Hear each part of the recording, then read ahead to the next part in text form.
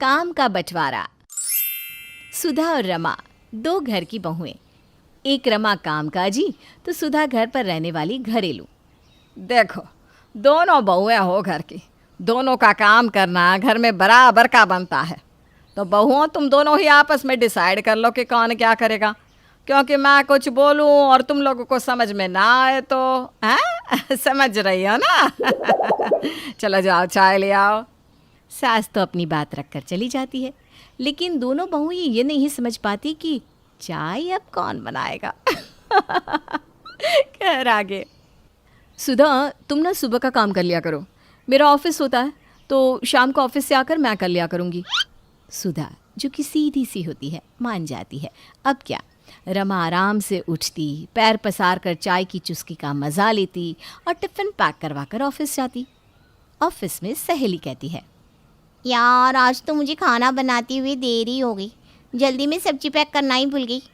वैसे रमा, तूने क्या बनाया है आज? क्या है तेरे डिब्बे में? मेरे डिब्बे में तो पता नहीं, मैं तो नाश्ता करके आती हूँ, लंच में क्या है ये कैसे बताऊँ। क्या बात है यार, कैसे नौकरी के साथ टिफ़िन, घर का काम, हाँ सब कुछ कैसे संभाल लेती है? कुक लगाया है क्या? अरे नहीं, वो क्या है ना, सास ने घर में काम का बंटवारा कर दिया है, सुबह एक बहू शाम को एक। अच्छा, तो तेरा शाम का काम है। वैसे मैं तो सुबह ही बनाती हूँ, रात को तो वही चलाती हूँ। मुझसे तो घर का काम नहीं होता यार। होता तो मुझसे भी नहीं, लेकिन क्या बोलूँ। चल देखते हैं क्या कर सकते हैं। तू ना एक काम कर, रात को भी कोई ना कोई बहाना करती। पैसे भी कमा रही है, इस काम में तेरी कौन मदद कर रहा है? रमा को सहेली की बात जच जाती है। वो शाम को ऑफिस से निकलती है और इतनी जल्दी पहुंच गई तो खाना बनाना पड़ जाएगा। एक काम करती हूँ, आइसक्रीम खा लेती हूँ यहाँ पार्क में बैठकर। रमा जानबूझकर घर से बाहर रहा करती, लेट पहुंचती, तब तक ससुर के खाने का वक्त हो जाता और सुधा उन्हें खाना दे देती।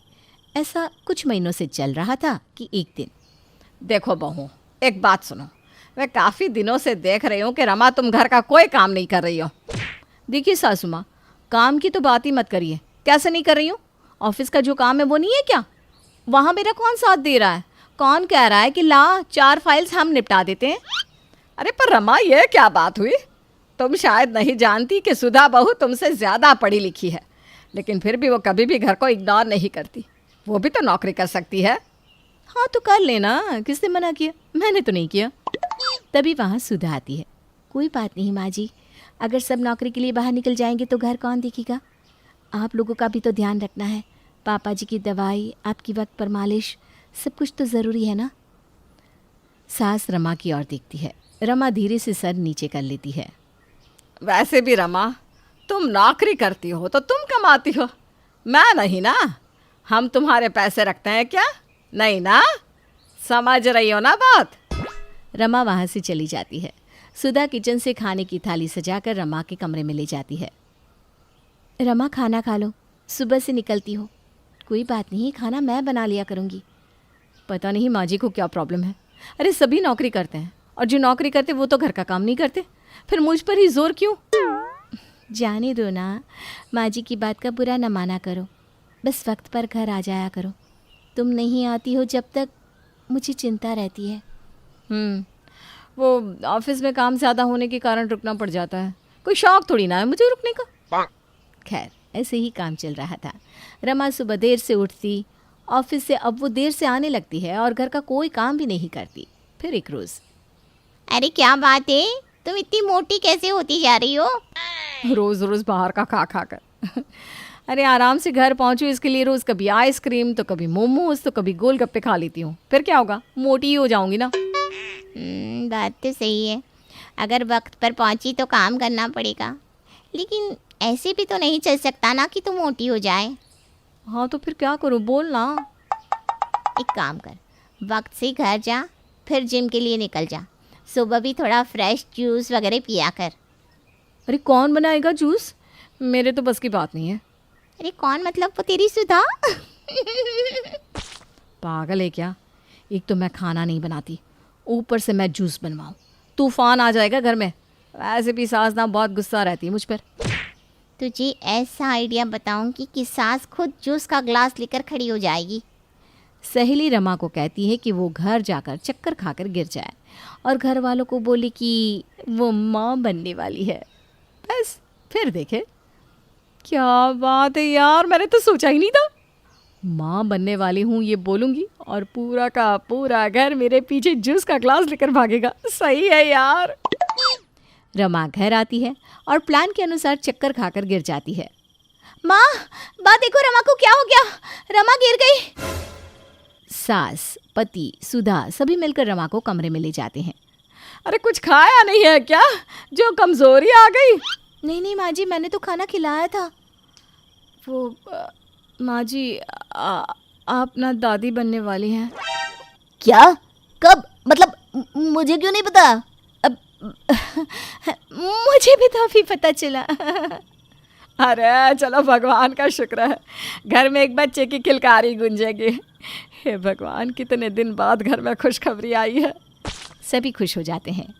रमा, तुम्हें बिल्कुल भी बेड से उठने की ज़रूरत नहीं है। कोई काम नहीं करोगी तुम अब से।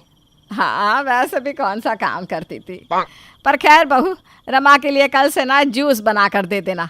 मैं खुद अपने सामने इसे पिलाऊंगी। बच्चे को अच्छे से रखना है, ठीक से बच्चा हो जाए, ये हम लोगों की जिम्मेदारी है। माँ, मैं बहुत खुश हूँ। मेरा सपना था कि मैं अपना बच्चा खिलाऊं। रमा, थैंक्स इतनी बड़ी खुशखबरी देने के लिए। रमा का पति उसे गले लगा लेता है। रमा बहुत खुश रहने लगती है। उसे घर का काम भी नहीं करने दिया जाता है। अरे रमा, ये ले जूस पी ले। बहू, रमा को अब टिफ़िन में फल काट कर दे दिया कर। और सुन, अब से ना दाल और हरी सब्जी अलग से रमा के लिए बनेगी। ठीक है माँ जी, कल से मैं सुबह और जल्दी उठूँगी। तभी सुधा का पति आता है। और कितनी जल्दी उठोगी सुधा?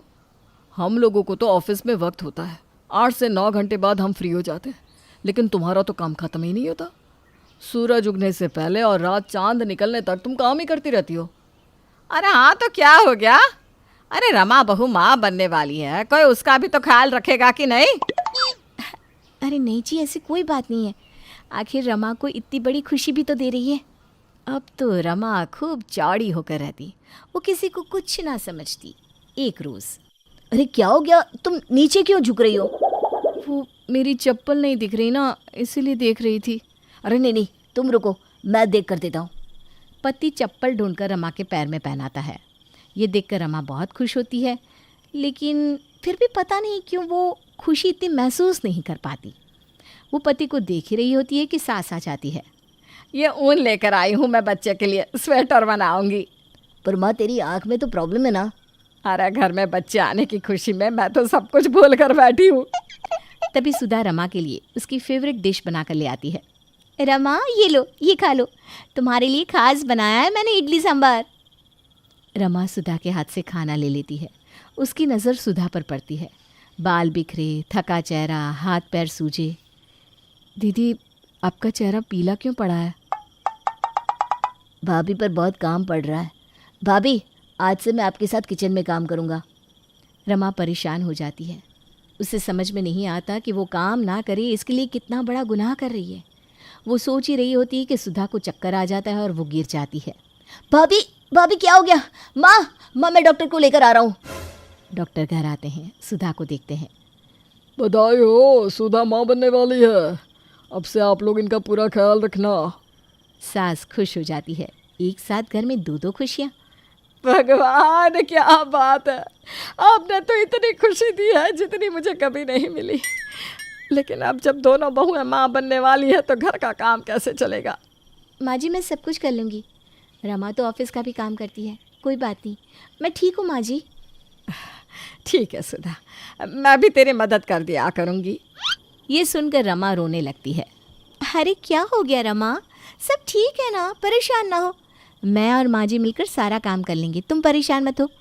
माँ जी, मैं माँ नहीं बनने वाली हूँ, मुझे माफ़ कर दीजिए। घर का काम ना करना पड़े इसके लिए मैंने झूठ बोला था। क्या बकवास है ये क्या किया तुमने? मैं बाप नहीं बनने वाला हूँ। तुम काम ना करना पड़े इसलिए इतना गिर सकते हो, मैंने सोचा ही नहीं था। अरे कोई बात नहीं, चलो जो हो गया सो हो गया। अब सुधा बहू के साथ वही करना जो हमने तेरे साथ किया। ठीक है बेटा, हम सब तुझे तभी माफ़ कर पाएंगे। रमा सुधा के गले लगती है और सास की ओर देखकर कहती है, हाँ माँ जी, आप लोगों को शिकायत का कोई भी मौका नहीं मिलेगा और आप भी पापा बन जाएंगे, लेकिन फ़िलहाल तो चाचा बनने की खुशी ही रखिए।